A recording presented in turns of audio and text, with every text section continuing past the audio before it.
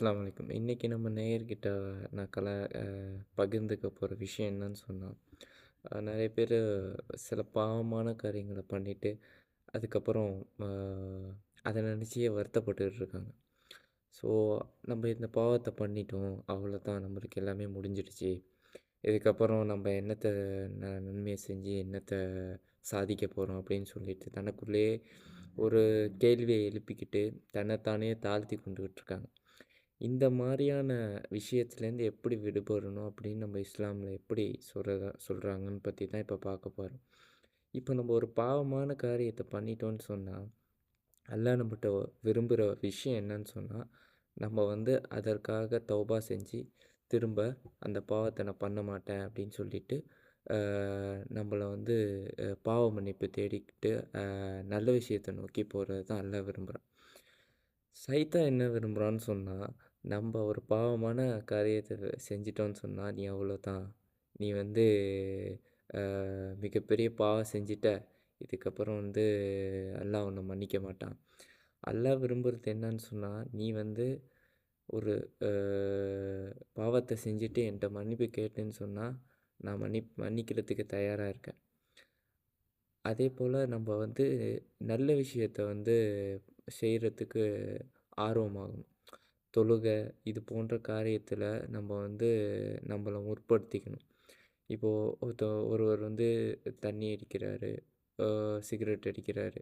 இது போன்ற விஷயம் அவர் செய்றான்னு சொன்னா, அவர் அதே இதில தொழுவாளியா இப்போ வந்து அவரு தொழுவணும்னு எண்ணம் அவருக்கு வந்து இருந்துச்சுன்னு சொன்னா, அவர் தண்ணி அடிக்கிறத பத்தி யோசிப்பாரு. இப்போ வந்து அடுத்த வேள நம்மளுக்கு தொழுவ இருக்கு. இப்போ நம்ம தண்ணி அடிச்சோம்ன்னு சொன்னா, நம்மளுடைய தொழுகை ஏத்துக்கொள்ளப்படாது. நம்மளுக்கு அறிவிக்கப்பட்ட செய்தியில என்னன்னு சொன்னா, இந்த தொழுகை வந்து உங்கள வந்து தவறான பாதையிலிருந்து உங்கள பாரதூரமாக்கும். ஸோ, நம்ம எப்போலாம் ஒரு அ தீமையான செயல செய்றோமோ, நம்ம வந்து உடனே வந்து அதற்குண்டான தௌபா பாவ மன்னிப்பு கேட்டுட்டு நேர் வழிக்கு செஞ்சிடணும். நான் வந்து அடுத்த வாட்டி நான் இந்த வாட்டி கேட்கறேன்னா, நான் திரும்பவும் செய்றேன். திரும்பவும் நம்ம பாவ மன்னிப்பு கேட்கணும். மனுஷன அல்லாஹ் வந்து படைக்கப்பட்டது எப்படின்னு சொன்னா, தவறு செய்யக்கூடியவனா தான் படைச்சிருக்கான். ஸோ, அந்த அடிப்படையில பார்க்கும்போது, நம்ம அதுக்காக நான் தவற வந்து செஞ்சுக்கிட்டே இருப்பேன் அப்படின்னு சொல்லிட்டு இல்லாம, எப்பலாம் நம்ம தவறு செய்றோமோ, அத நோக்கி நம்ம வந்து அதுக்கு வந்து பாவ மன்னிப்பு கேட்கக்கூடியவங்களா இருக்கணும். பாவம் செய்யாத மக்கள் வந்து ரொம்ப அரிது. அதற்காக நம்ம வந்து மனுஷனா வந்து அ தவறு செய்யக்கூடியவன் தான் அப்படின்னு சொல்லிட்டு, அத பாசிட்டிவா எடுத்துக்கிட்டு நம்ம வந்து எல்லா விஷயத்தையும் தவறா அணுகக்கூடிய ஆளா நம்ம மாறிடக்கூடாது. முடிஞ்ச அளவு நம்ம வந்து எந்த விஷயம் நம்மளுக்கு வந்து தவறான பாதையில இருக்கோ, அத தவிர்த்துக்கிட்டு, நன்மையான விஷயங்கள வந்து நம்ம ஊக்குவிக்கணும்.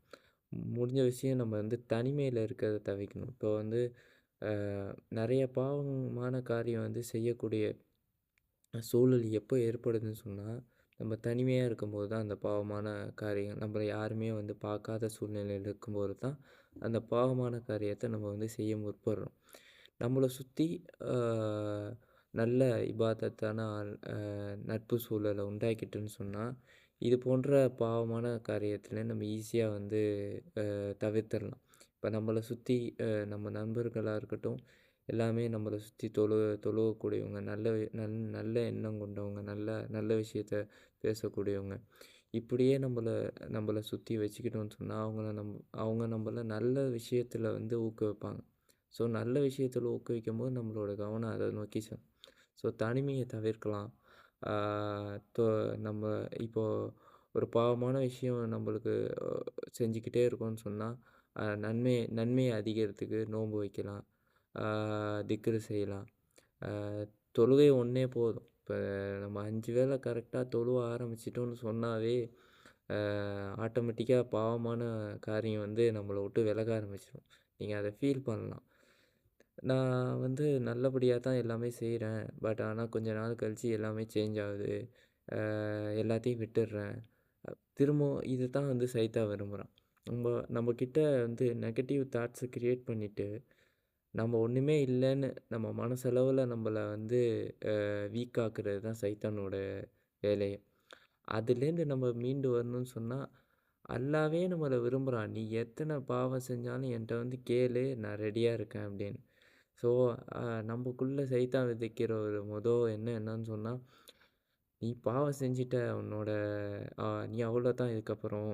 நீ வந்து என்ன செஞ்சாலும் அல்லாஹ் உன் பாவத்த மன்னிக்க மாட்டான்." ஒண்ணு நம்ம புரிஞ்சுக்கணும். அல்லாஹ் மன்னிக்கக்கூடிய பாவம் வந்து ஒரு விஷயம் என்னன்னு சொன்னா, "நீ இணை வச்சாவே தான் நாடியோருக்கு அத நான் மன்னிக்கிறேன்னு" சொன்னான். இணை வைக்கிற பாவத்தையே அல்லாஹ் வந்து மன்னிக்கிறான்னு சொன்னா, ஏன் மத்த பாவங்கள அல்லாஹ் மன்னிக்க மாட்டான்? அப்படிங்கும்போது நம்ம வந்து ஒரு பாவமான காரியம் பண்ணிட்டோம்னா, அதுக்கு தௌபா கேட்டு அதையே நெனச்சு வருத்தப்பட்டு இருக்காம, அடுத்த அடுத்த விஷயத்த நோக்கி நகர்றது ரொம்ப நல்லது. ஏன்னா நம்ம அதையே நெனச்சுக்கிட்டு இருந்தோம்னு சொன்னா, நம்ப அடுத்த விஷயத்த வந்து செய்ய முடியாது. அதிலேயே நம்மளுடைய நம்மளுடைய எண்ணங்கள் வந்து வீணாகிடும். அதனால இணை வைக்கிறதே மன்னிக்கிறான் அப்படிங்கும்போது, நான் இந்த தப்ப மன்னிக்க மாட்டானா? அப்படின்னு சொல்லிட்டு, நம்ம வந்து தௌபா செஞ்சுட்டு அந்த தப்ப வந்து குறைக்கிறதுக்கு உண்டான அ விஷயத்துல நம்ம மும்முரப்படுத்தணும். இது தொடர்பான உங்களுடைய கருத்துக்கள எனக்கு கமெண்ட்ல போடுங்க. அஸ்ஸலாமு அலைக்கும். மீண்டும் ஒரு நல்ல செய்தியோடு உங்கள சந்திக்கிறேன். அஸ்ஸலாமு அலைக்கும்.